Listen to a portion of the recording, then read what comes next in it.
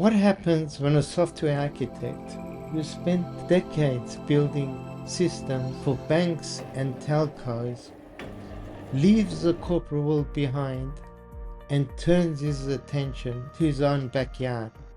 I spent decades building complex systems, and I saw firsthand how things were built to break.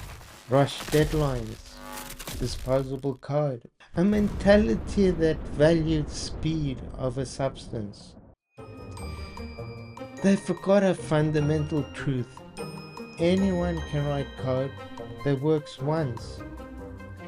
An engineer builds something that works for decades. I took that same engineering mindset and applied it here. To fix things designed to fail. To save thousands on replacements. To build solutions that are not just smart but resilient. This channel is my workshop where we'll tackle complex problems, from giving underwater LEDs an internet connection, building a robotic arm for a 4-story home, building a pool enclosure, building a shed with a deck over, and exploring the difference between just coding and true engineering. If you believe in building things the right way, subscribe and let's get to it.